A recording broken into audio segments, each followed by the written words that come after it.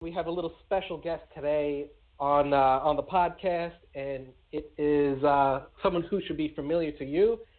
It's the Super Bowl champion Fred Robbins. Fred, why don't you say hello and give yourself a brief introduction for those like 5 people who are going to listen who don't know who you are. Just a five, huh? Hey everyone, this is Fred Robbins, former 12-year NFL veteran, Super Bowl champ with the New York Football Giants, and I'm excited to be on the podcast today, man, to chat with you guys and have a good time. So, thank you. Yeah, no problem. So the draft is this Thursday, and tell me a little bit about your draft and the whole process. You were selected by the Vikings, I believe, right?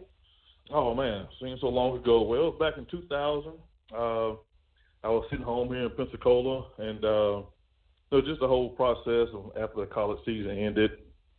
It was just staying in, training, getting ready for the combine or the Senior Bowl. Senior Bowl, then the combine, and just staying active. And it was just just a long-awaited process, not knowing, which team, is going to select you. I mean, you grow up thinking, oh, man, when I get to the NFL, I want to play for this team, but when you go through the whole process and you meet with different coaches and players and on different teams that you never even thought about, it's kind of overwhelming. I mean, you kind of, the jitter, some excitement. You just really never know how many teams, how many people really, like you as a player. And so, but Dennis Green ended up calling me up and told me to sit back and relax, that they were going to get ready to draft me. And so there I was, second round, 55th pick, got selected to Minnesota Vikings. Did you have any feelings that Minnesota was in the running during that whole process? No, not at all, man. Actually, I never met with Minnesota not one time. I thought for sure I was going to be, a Carolina Panther. I had played ball at Wake Forest, and Carolina had coached me, in the Senior Bowl. And then they came and worked me out a couple of times at Wake Forest. I had even went to Charlotte a couple of times. So Charlotte was the Panthers was kind of like the number one team I thought I was going to be able to go. But like I said, you just never know what team is interested in. Sometimes they'll talk to you every day. Sometimes they won't say nothing to you at all. So, but, when I got that call, it was kind of surprising. I was waiting on Carolina, to select me. But, I see this 952 area code, and it came up with Minnesota. So, but, it was good. I always enjoyed the Vikings. I mean, especially with, Randy Moss, and, Chris Carter, and, one all-time great defensive lineman, John Randall, was there. So when they selected me, it was like a wow moment. Like, wow, we're playing, next to John Randall. We used to play with him on Tecmo Bowl. You know what I mean? So, but it was kind of a, fun experience, man. I'm glad that they selected me. Had a great time. Had a great 4 years there. So I was very, very blessed to be playing in Minnesota. So for a Pensacola boy to go down to Minnesota to play with like 3 feet of snow, was that a wild change for you? Man, that was the craziest, because Florida, man, when I was growing up, man, in high school, man, if it got like below 40 degrees, we wouldn't go outside for PE. You know what I mean? But in Minnesota, 40 degrees, you still see some people wearing shorts. You know what I mean? But it was just definitely, outside of football, just an experience, just getting used to the weather. But it's a great city. Enjoyed the time there, but they got like some beautiful spring, summers and falls, but just brutal winters. But had a great time. Played with a few Hall of Famers there. Chris Carter, Randy Moss, John Randall. Played with a bunch of guys, man. We had some great teams, and but I had a great time there. Yeah. So you stayed 3 years in Minnesota and came into free agency, correct? 4 years in Minnesota and came into free agency. Yeah, 4 years. And let's talk about a little free agency. How did that go for you? Think about it. I kind of, Minnesota was growing on me. I know they wanted me to, they wanted to re-sign me. But I just wanted to kind of, explore other options too as well. Just for my age and advice and whatever. And so I was going and went to visit a few other teams. A few other teams were interested. Atlanta at the time, and Houston. And I would have love to come to play either one of those. You know, closer to the home. You know, get more family and friends to come see me play. You know, but then my agent said, hey, man, look, the Giants want to bring you up for a visit. You know what I mean? But in New York is like one of the places that anybody always want to play. You know what I mean? Especially, you know, you just can't beat, you know, New York. And so when he said New York, I said, listen, let's go to New York first. You know, because I know a lot of times guys told me sometimes when you go to a team, the first one you go to, they won't let you leave until they get you to sign. They try to just make it worth your while. So I wanted to kind of be that for me in New York. So when I went to New York, I had a great visit, great time, and I just thought that, you know, coming from a great foundation team from top to bottom, from ownership to the players, and get a chance to play, you know, with some of the best, I thought it was just the right move for me. And so signed on New York, man, probably the best years of my playing career. Yeah, we had some good times, man. We had some great teams. You know, we just some great athletes, you know, come through. We had a unbelievable time, man. You know, I think we just the bond. I think that's the main thing. If you don't really understand, it's just the bond that we had as a whole team, as a whole group, especially, you know, with our D-line group. We all chat to each other today on a group text, man, just to keep in touch with each other. But you know, it's just that bond, man. It's more than just, you know, football with those guys. And we all supported each other. You know, hung out. You know, families hung out together. So it was more of a close-knit group, man, not football related, but, you know, just in the personal lives as well. Right. When I asked questions prior that we're going to have Fred Robbins on, you guys have any questions, a lot of people brought up the injury that you had in the Super Bowl. It was devastating, correct? And it was at the end of the game, and you went down, and everyone was a little worried on how you were doing. Are you fully recovered from that? Yeah, I'm fully recovered, man. I thank y'all for the kind words and I wonder if I'm doing okay from the injury, but I'm doing great, man. You know, I rebounded from it, and you know, we benefited from it. We benefited from it, so yeah, I'm doing just fine from it. So, would you call that a smart veteran move? I believe, correct? Yeah, it was a good veteran move. You know, just I was a little hurt. You know, I mean, kind of. I could have got an Oscar a little bit, you know, from some of the acting I did, but no, man. You know, it's just, you know, just things you can do to help the team out. You know what I mean? So just a quick strategic move, but there was some injury, but we just happened to benefit from it. So I mean, it was definitely a great veteran move. It's yeah, I totally forgot that, and then like the person brought it up. He's like, "Oh, ask him if he recovered from his injury." And I was like, "What injury is he talking about?" And I was like, "Oh." Yeah, man. Let him know I recovered. I recovered fully. That's funny. Yeah. It was a great game from a fan perspective. I know you guys must be going nuts as well. Oh yeah, man. Like anytime you win a Super Bowl, man, you know, it's just you grow up, you know, watching it as a kid. You know, college and as a player before you even get there. And it's all about that moment, you know. And I think the hardest part is just the weeks leading up to the Super Bowl. You can kind of get distracted with all the festivities and everything going on. But, you know, while we were in Arizona, you know, we kind of stayed away from all the distractions and got to just focus. You know, I think we were just more focused trying to, you know, get revenge on the Patriots because we realized we should have beat them the last game of the season that year. But I think we were just motivated, man, to go out and play our best. We knew we could play and compete with anybody. So, but just having a chance to play in the Super Bowl, man, was definitely not only just to play in it, but to win it. You know, that was definitely a huge, great accomplishment probably in my playing career. Mhm. And have you been following the Giants pretty closely now? What they've been doing? Yeah, I've been following. Yeah, I've been following. You know, I try to get up at least, you know, once or twice a year to catch some of the football games. You know, I'm still a Giants at heart. You know, but yeah, I still follow him. Still had some guys that, you know, still playing there from the time I was there. I think Eli's one of the few, or Deontay. You know, but outside of that, man, we try to get up and catch a couple of games a year. Mhm. So, and you've been following the draft, like the whole draft process this year, and have an idea on a few guys that are coming out that we should keep an eye out for? Oh yeah, well I've been training guys down here at the Exos facility in Gulf Breeze. I've been doing that like for the past 5-6 years. I've been getting defensive linemen ready like for the Senior Bowl and the combine and the pre-draft training I do with those guys. So I work with the defensive line, so I'm a defensive guy, So I worked with a great group this year. Had the Clemson defensive line, Cleveland Farrell, Dexter Lawrence, had Ed Oliver from Houston, Josh Allen from Kentucky.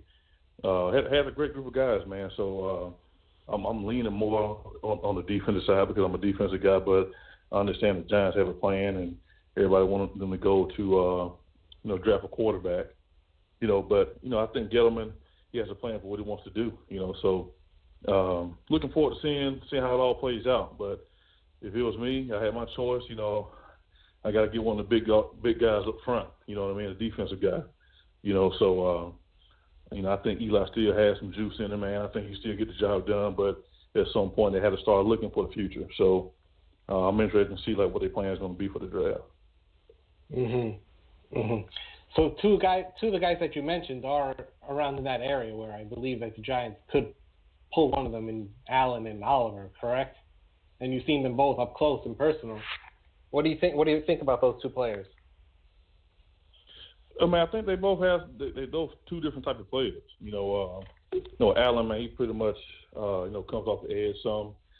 Oliver, he's more of a inside interior guy. I think he's full threat. I think he can play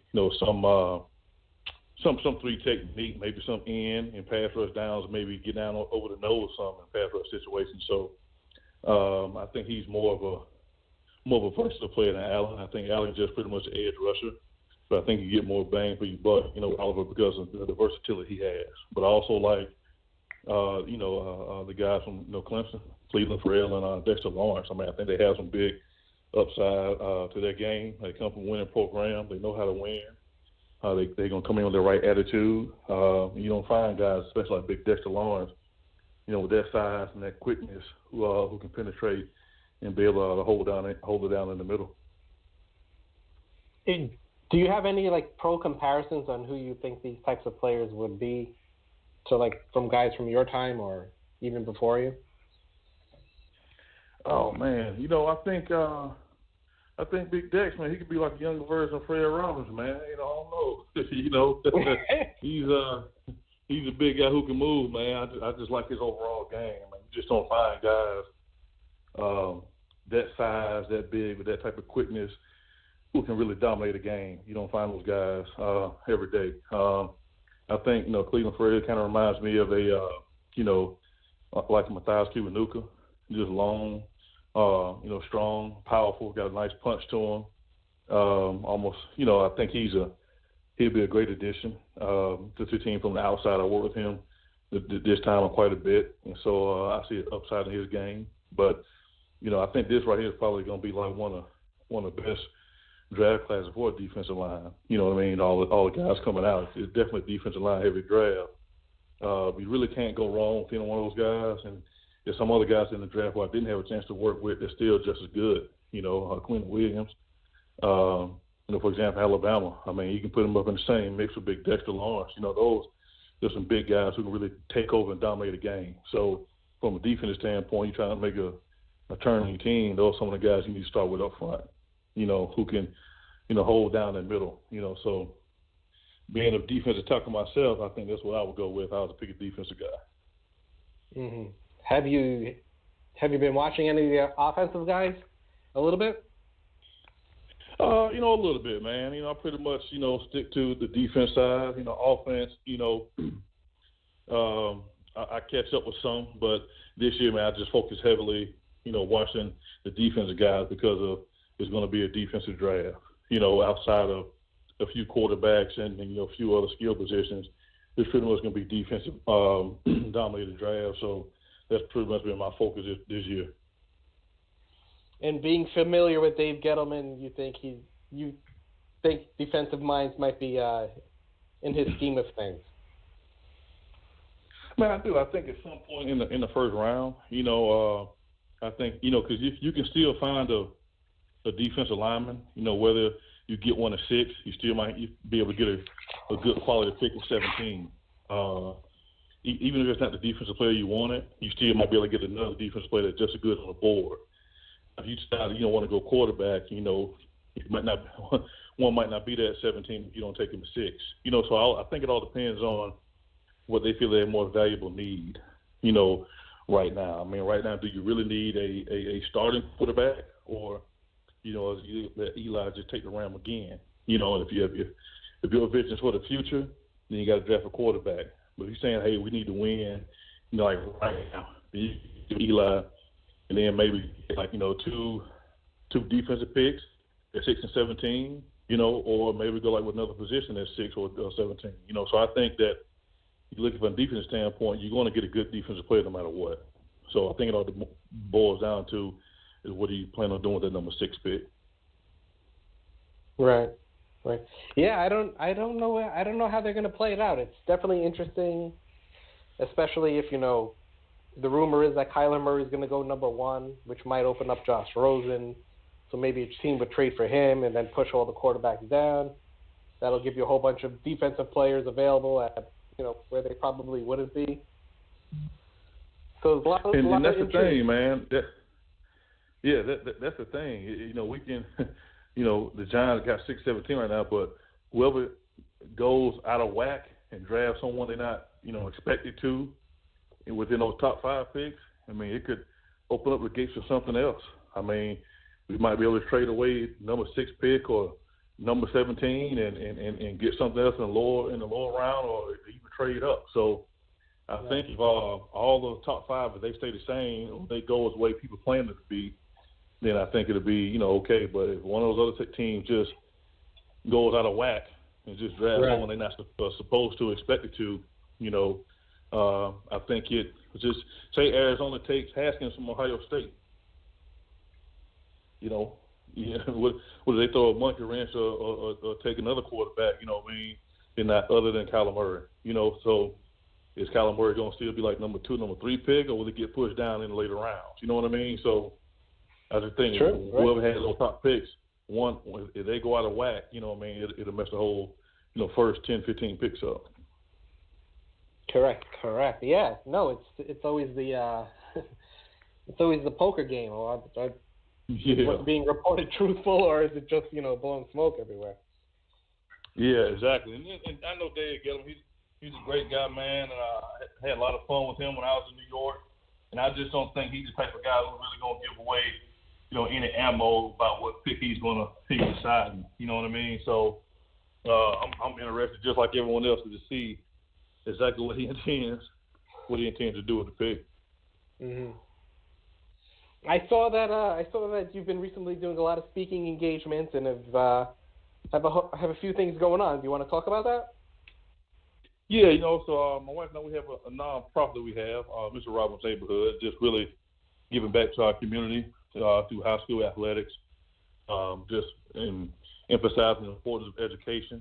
Where we are in Pensacola, we have one of the lowest graduation rates in the state of Florida, so we just wanted to emphasize the education realm here in our hometown, and kind of work on these guys having more of a plan, not like a plan B, but just more of an overall plan when they leave high school going into college, and getting the idea of what you want to do later on in life, not just outside of sports, but what else do you have? Like what other things can you do? And so we partnered with some businesses here in our hometown that kind of give the kids internships for the summer. We'll come do some mentoring programs with them. We do like the tutoring and get them ready for, high school and college, make sure the GPAs and grades are still, get them above average, so give them more options. Instead of, we have a lot of talented kids here, but instead of, 3 or 4 colleges coming to recruit them, we want them to have more options, maybe get, 12 or 15 or 20 schools coming to get them. So open their minds up, kind of expose them, everything I learned throughout my professional career, trying to bring it back and expose some of these kids who never had a chance to leave. It's people here in my hometown that I graduated with, or even their parents, who never left Pensacola. So now you have 2 or 3 generations of people, who never left the city, and so they don't know what to tell their kids. You know what I mean? So I'm just trying to expose these young high school athletes, man, the importance of networking, learning how to talk, in the crowded room, and learning how to take what you want sometimes instead of just sitting back waiting on things to happen. Mhm. How long has it been going on? We started like once when I retired. We came, we were just trying to feel the need, just get back in our community. I realized how hard it is for an athlete, to make it now, especially with everything going on in college, with the social media and, how many talented guys here and I just had the chance to, go out and themselves. So we started looking at education and seeing how we kind of like the bottom of the barrel and like we below average and everything as far as like ACT scores. My thing was we gotta do better. And so my thing was just to focus on these athletes instead of just spending all your time out on the football field or the basketball course. You got to spend just as much equal time or more in the classroom. So that's been our focus, and it's been working out. We served over 500-600 kids over the past 5 years. So we're just looking to grow our program. And get these kids more exposure, and so they'll be able to have those alternate career paths in their life. Yeah, 600 kids is a lot. Whoa. Do you have any? Thank you. Do you have any big success stories or anyone that common names that we would know? Yeah, man. We had a couple kids, man, who they were some good athletes, but they wasn't getting highly recruited, but. They were just focused on football so much, but they didn't realize they were trying to get a football scholarship, but they didn't realize they already had an academic one. But they just never pursued it because they were just trying to, go after football. And so disappointed they wouldn't get one for football. But we had one kid who was a bright scholar in Florida. He ended up being a bright scholar, getting some, funding and scholarship to go to Troy University.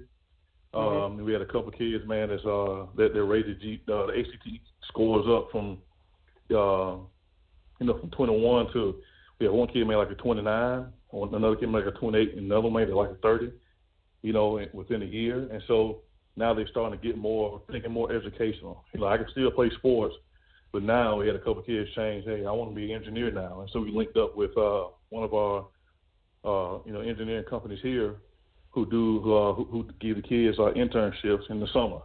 So now the kids can, have a job, and then we also teach them how to manage money, through their finances. You know what I mean? So everything is kind of, get them started early. Don't wait until you, 25, 26 when you get to the NFL, to start. You can start doing it now. So by the time you get there, you'll already be on the right path. Very cool. Very cool. How would people find out more about the not-for-profit and all that? Well, they can visit our website, mrrobbinsneighborhood.org. They can go on our website or just go on my. Yeah. Got a nice ring to it, don't it? Yeah, it does. Yeah.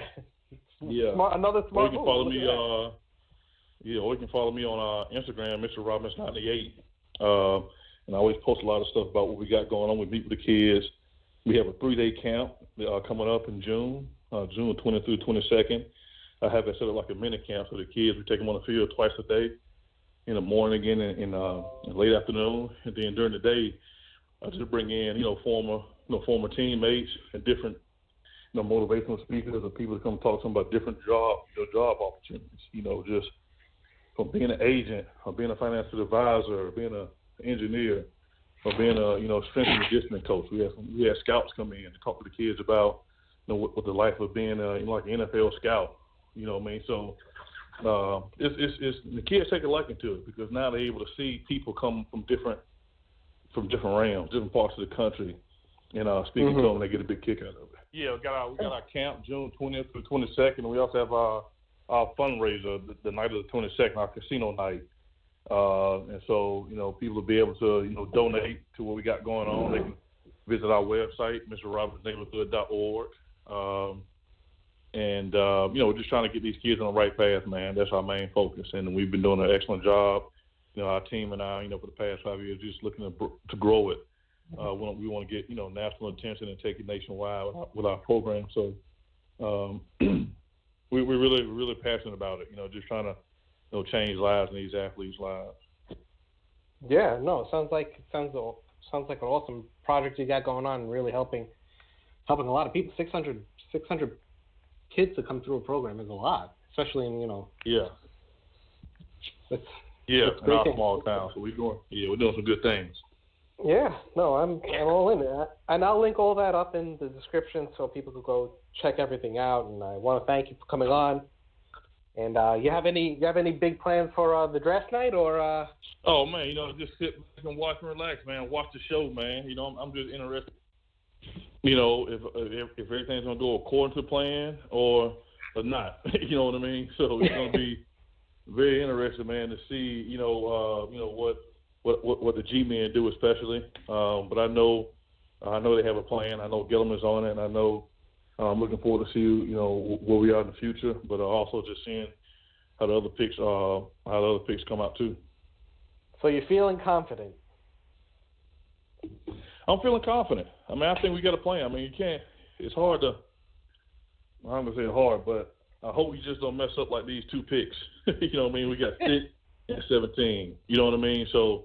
Right. But it's enough quality, it's enough talent and quality guys in this year's draft that whoever we pick, we should be happy with. I don't think it's just these guys are so close. I don't think you can really miss the mark with any of them. It all depends on the opinions of people on a quarterback or a defensive player. But I just think with this much talent in this draft, it's going to be hard to kind of mess up 2 picks in the first round. All right, Fred. Thank you for coming on. Like I said, I'll leave all the links in the description for everyone to follow and all that.